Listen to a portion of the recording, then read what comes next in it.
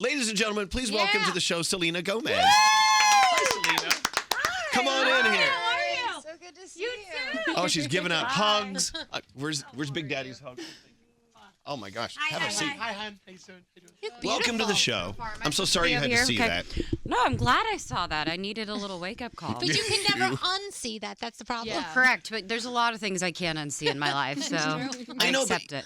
At some point in your life, you realize, I'm not going to unsee these things. We'll move on. Yeah, exactly. It's just worth moving on. Yeah. Exactly. I got to say, my favorite thing, there's Don Coddington. Hi, Don Coddington.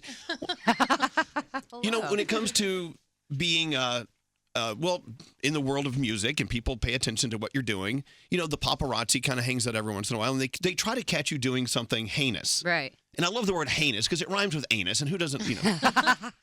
But the paparazzi is always trying to find you, Selena Gomez, doing something awful. Yeah. They caught you going to church this weekend. Correct. And I think it was fantastic. Yeah. You went to Hillsong. Yes. Our friend Carl Lentz, who Yes. we love. We love I was just him. texting him. Yes. And isn't it great they caught you doing something like really cool, really yeah, but good? it's also a little still disrespectful, I have to be honest. And talk about that. It just because I think they get the objective of me going to do something, and then when I leave, it's almost as if they want to make it worse as I'm leaving church, but you kind of can't leave church in a bad mood. So I felt very empowered when I walked out. I was very happy. So Well, how can you not feel empowered after a day at Hillsong? I Yeah. mean, they put on a great day. yeah, they do. It was really good service. So, you know, wherever you are in life, you're trying to find spirituality. If it's through God or through the universe or through ever just peace and tranquility. However, you got to find it. You have to focus on it. Yes. What was the advice we got from Gabby Sidibe? Putting on, you know her, right? The actress. She's fantastic. Yeah, she's talking about confidence. And you know how you see some people, especially people in the public eye, who seem like they have it all together and feel really confident about themselves. And she said she has to reapply confidence multiple times a day like lipstick, where you have to check in with yourself and be like, okay, I'm all right. Everything's going to be fine. It's not something that you have just naturally when you wake up in the morning. And I agree with that. I think spirituality is like that too. You got to stop down and remember, why am I here? What am I doing? Right. Are we too deep? Let's talk about something else. No, not at all. I think that's kind of something I've been experiencing in general. I haven't really been all over the place lately, and that's kind of intentional. I think it's important to balance out where I am. And, you know, I've been doing this for a really long time, and my sanity has meant everything to me, you know, and that a lot of that is my faith. You know, I took 90 days off. I went away. I was very vocal about it because to me, where I get my confidence is my vulnerability. I can't sit there and pretend that everything's good because I've done that for years and it doesn't really work out for me. See, Ed Sheeran was here like a couple weeks ago, and he was talking about the same thing, how he just had to just take a break from everything, social media, everything, and just do Ed Sheeran. Yeah. You know what I mean? And refined himself. And now he said he's happier than ever. Yeah, I definitely feel like I'm in that boat right now. So Well, I also think, you know, if you're an artist, you know, because your personal life and your heart and soul are in your art. It's not as if you go to work every day and you work at a desk and whatever. And there's nothing wrong with working at a desk and doing that every day. But when your work and your life are so parallel, you gotta take care of yourself. And you look fabulous. Thanks. And I know I don't mean for that to sound like a shallow "you look fabulous" thing, but you know, you can actually look at someone and you can see light in the eyes, and you look great. Thank you. So this weekend, I was stalking you. I never watch anyone on social media at all, but you were just having fun in the city with your friends. Yes.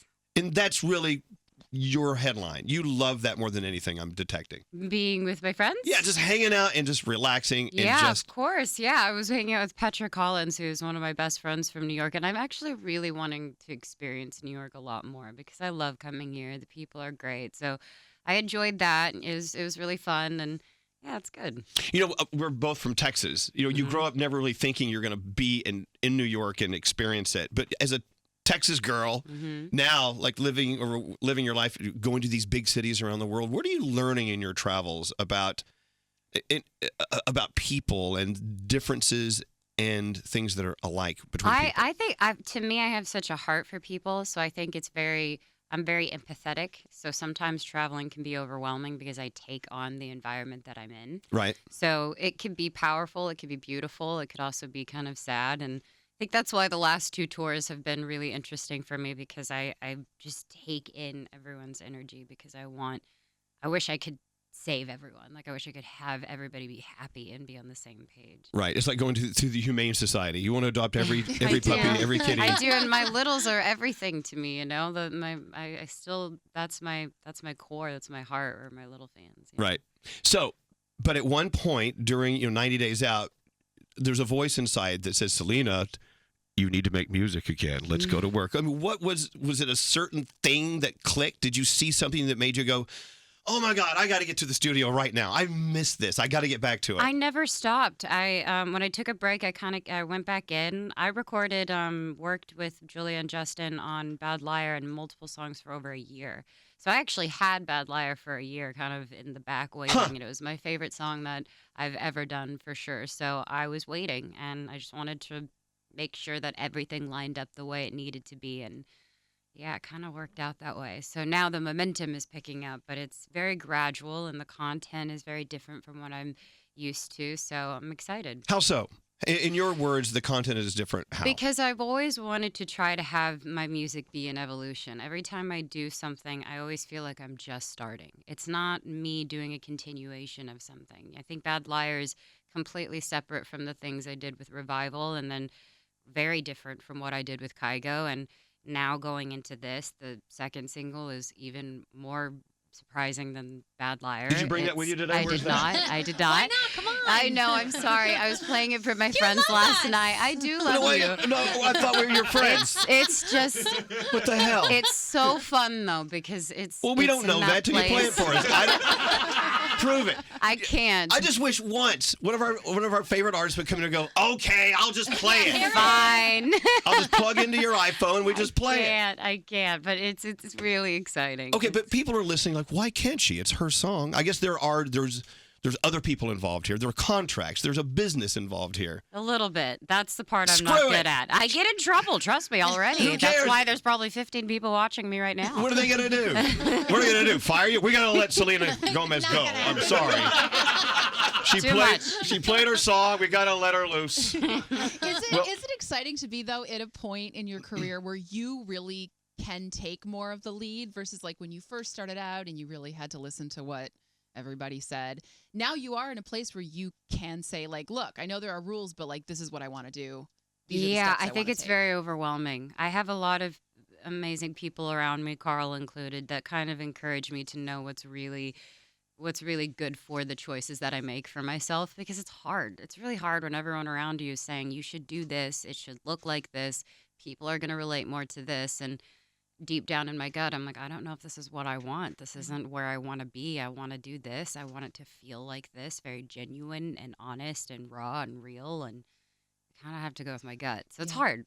I feel like I always go back to that Jessica Simpson moment when she was up here, and it was off the air. We were talking. That was 1,000 years That's ago. 1,000 years ago, but she was coming out with music, and they had on this crazy diet, and I just remember her saying to us, "Why don't they just let me sing? I just want to sing. Just want to put out music. Yeah. Why does it have to be? I have to look a certain way or have to be a certain way. I just want to do what feels right to me." Right. And I always think of that. I always think of that. That should be what it is. I'm hoping that's changing. If anybody Yeah. told me to go on a diet, I don't think they'd be working with Right. me anymore. See? That's not how it's going to work. Well, no, I would hope that they definitely would not be working with you ever Right. again. So, but a lot of people ask us, what's it like when you talk to our favorite artist, like a Selena Gomez or a Selena Gomez?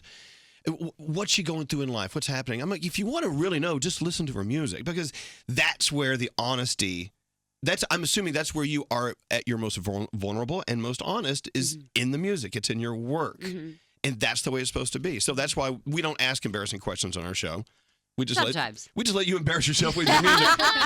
Exactly. I don't need any help in that No, department. wait, have I asked you an embarrassing question before? No, you're one of my favorites. Are you Okay. kidding me? You guys are incredible. Thank you. But we don't play that game. I know. Let's talk about, I want to talk about 13 Reasons Why. Yeah. Just announced you're coming back for another round. Correct. It's on Netflix, so it's weird saying another season. I don't know how that works, but it is a second season technically. coming out with another binge watching weekend. Yeah. Yes, basically. No, but so look, I mean, we really covered that show backward and forward on our show because it was such an interesting, not only interesting project to watch, the storyline, of course, but also the reaction and response from public, from school systems, this and that. What do you have to say about everything that happened and what you learned from your first season? I think I definitely was overwhelmed with the reaction because, this book, we'd had the rights to the book for 7 years. So we knew we wanted to do the book justice because it already had a following. Mhm. And the content it's complicated. It's dark and it has moments that are honestly really hard to swallow. And I understood that. I understood that we were going into something that is difficult, but these kids today are so exposed to things that I would never even comprehend when I was 8.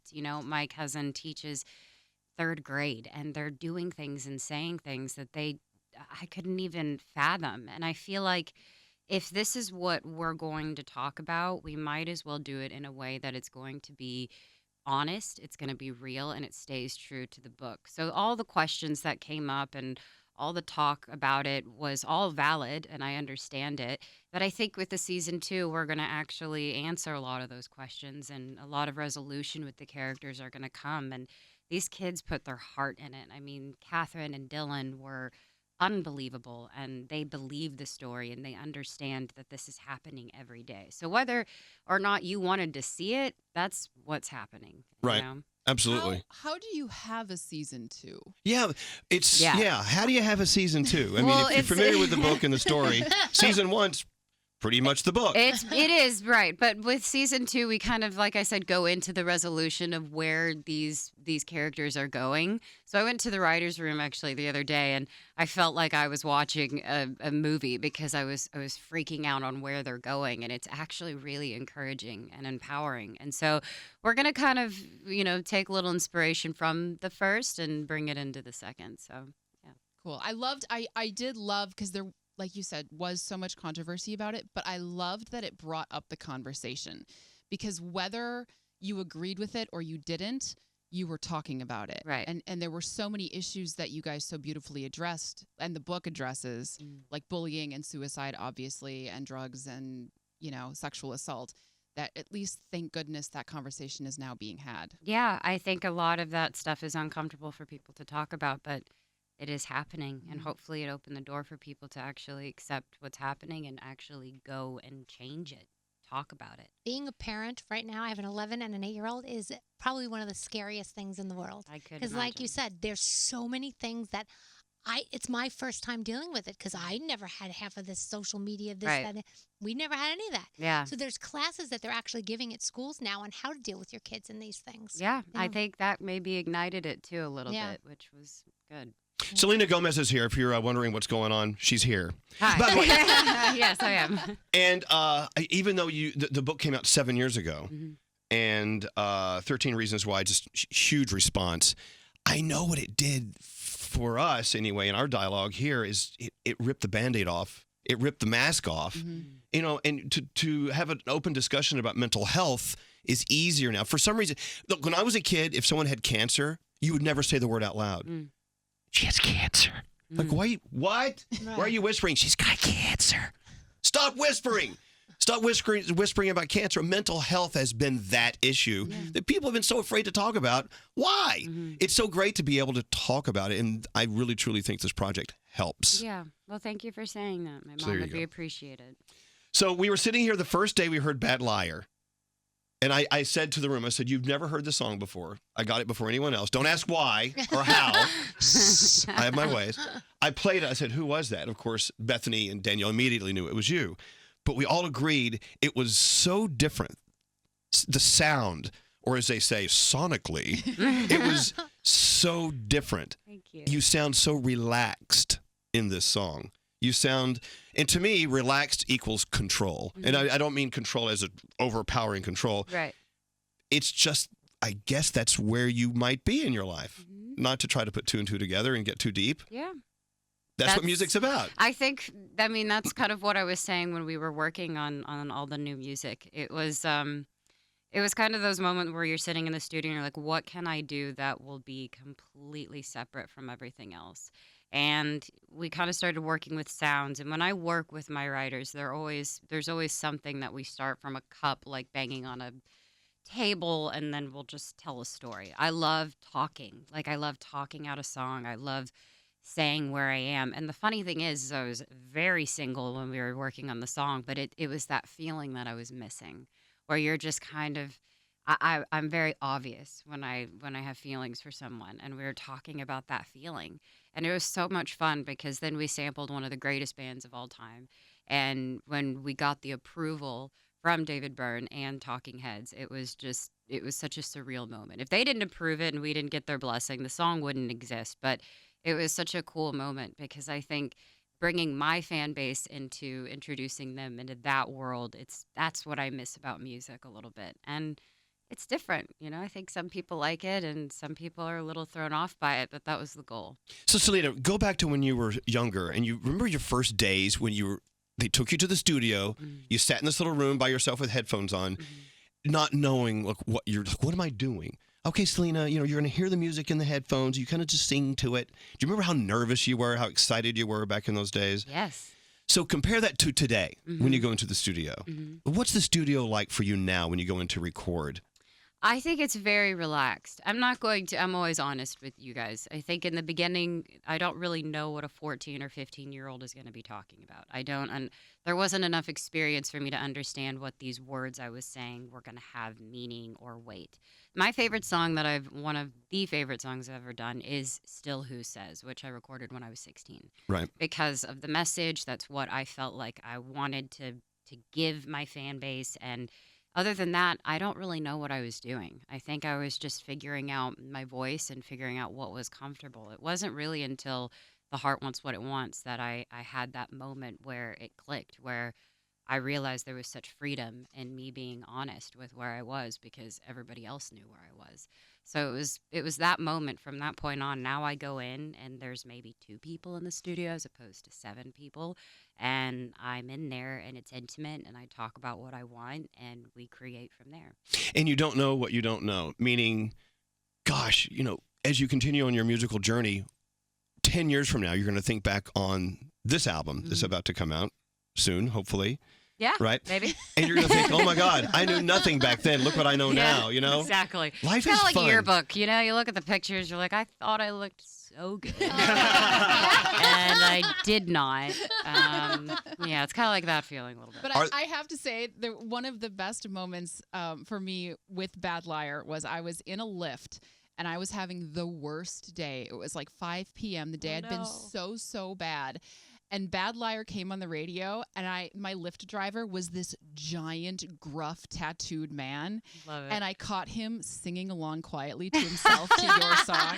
Yes. And in that moment, this giant, gruff man knew all the words to Bad Liar already, and that made my whole day. That's awesome. That He made loved my it. day. Yeah, Thank you. It was great. Well, look, it's always a pleasure to have you here. Always happy to be here. We're going to play some Bad Liar for you. Yeah. Come back and see us. And when you're ready to leak that second single. Yeah, of course. You'll be the first. No, I won't. They say I will.